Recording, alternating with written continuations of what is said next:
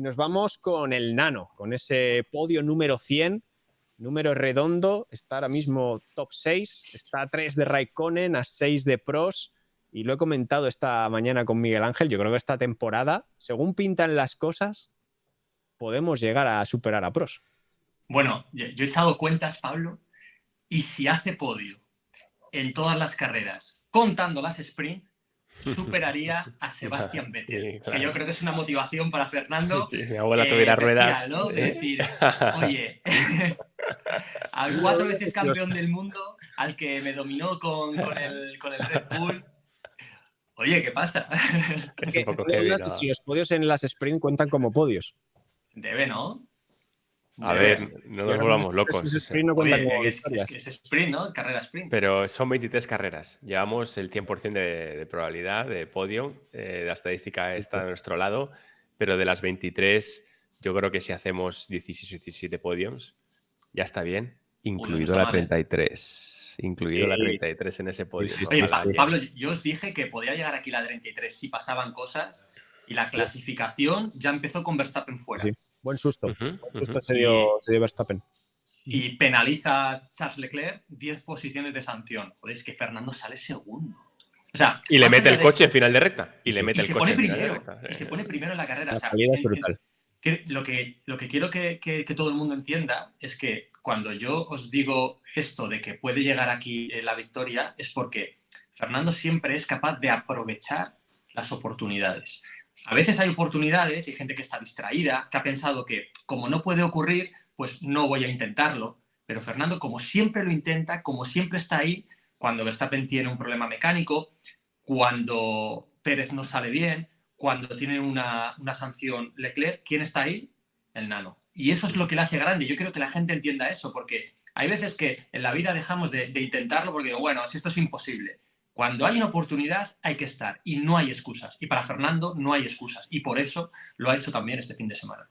La salida es espectacular. O sea, él se pone primero, qué chasco nos llevamos luego con la penalización, pero la salida fue tremenda metiéndole el coche a Checo. Pero luego lo hizo muy bien porque cuando el Red Bull le pasó, se quedó durante yo creo que las 10 primeras vueltas pegadito ahí a su DRS y eso le sirvió, le fue súper útil para abrir hueco con Russell. Y luego, cuando le pasó Verstappen, hizo algo también parecido. O sea, se siguió muy bien la rueda de los Red Bull para cubrirse las espaldas respecto a lo que venía detrás, Roldán. Abro melón. Vamos a ver. La salida de Fernando es buenísima, ¿vale? Reacciona muy bien. Si os dais cuenta, rápidamente Checo Pérez se va a cerrar a Fernando y se encuentran rueda con rueda. Rueda trasera izquierda con rueda delantera derecha. Me encantaría que, no sé si lo tenéis en la cabeza, lo visualicéis. Llega por los pelos. Si Fernando Alonso llega a salir media décima más tarde, ya le da tiempo a cerrarse.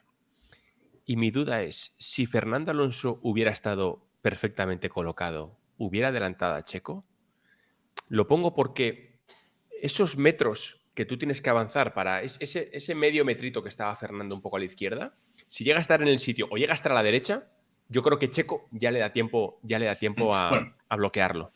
La reacción de Fernando es más rápida que la de Checo Pérez. Y luego, a partir de aquí, va otra de mis grandes proclamas, para que veáis que yo sí que soy consistente, no como la FIA, que toda carrera que se inicia con un primer giro cercano a la salida, el poleman tiene que estar por el interior. O sea, ¿por qué Checo Pérez no sale por el interior y defiende lo que ha conseguido en la clasificación? ¿Entiendes? O sea, porque Fernando es un señor y respeta y aguanta y demás. Pero si tú alargas la trazada, aunque salgas peor que el poleman, tú te lo llevas por delante y le ganas la posición. En F2 lo hemos visto. Claro, por eso. Entonces, yo creo que aquí la pole debería haber estado en la parte izquierda, que Fernando aprovecha muy bien su situación y que reacciona más rápido que Checo Pérez. Y además que es un gusto verle pelear en pista, ¿no? Porque sabe dónde está el límite y sin toques, ¿no? Que es lo más importante, que haya limpieza. Sí, lo malo de la carrera quizás es que no hubo demasiadas batallas, ¿no? O sea, se quedaron todos los equipos muy emparejados, en distancia, ¿no? Los Red Bull por un lado, bueno, Alonso en su universo. Es que el ritmo que tiene Fernando con el neumático duro es increíble, porque es más rápido que el resto, Y bueno, Red Bull le metía un segundo a Alonso, pero luego Alonso manteniendo y cuidando gomas para mantener a raya a los Red Bull, perdón, a los Mercedes y a los Ferrari. Y luego, en el corralito, a Melissa le dice que no, que claro, si lo hubiesen avisado antes de la penalización, podría haber tirado mucho más y haber abierto más de 10 segundos. A mí eso me dejó alucinando. Es espectacular, ¿no? En un circuito en el que sobre el papel pues será el peor circuito para Aston Martin, llega Fernando y lo vuelve a hacer. Y más allá de que el safety car de Stroll no le vino mal a nivel de estrategia de carrera, en cualquier caso demostró que aun teniendo un coche que velocidad punta es una de sus tareas pendientes, lo vimos en Bahrein, lo vimos en los libres, lo vimos en la carrera de ayer, Fernando saca, aparte de su talento de la velocidad, saca una gestión de neumáticos, que siempre hablamos de Checo Pérez, que es uno de los que mejor lo hacen. Yo creo que el maestro en esto se está demostrando de nuevo, que es Fernando Alonso, y la manera en la que lo gestiona, ¿no?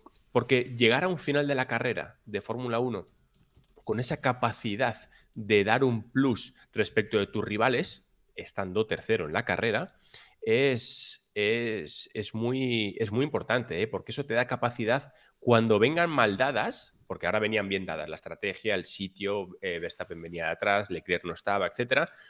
Pero cuando vengan mal dadas, que vendrán, vamos a ver a un Fernando Alonso que en las últimas 3, 4, 5 vueltas de carrera va a sacar un plus respecto del resto, ¿no? O sea que estoy contigo, Pablo, que es súper, súper, súper importante esa gestión que pudo hacer de neumáticos al final, rodando mejor que sus rivales. Tengo ritmos de carrera que son alucinantes. O sea, el primer stint, que es cuando estás de igual a igual, tirando, con los coches más pegados, defendiéndote, atacando.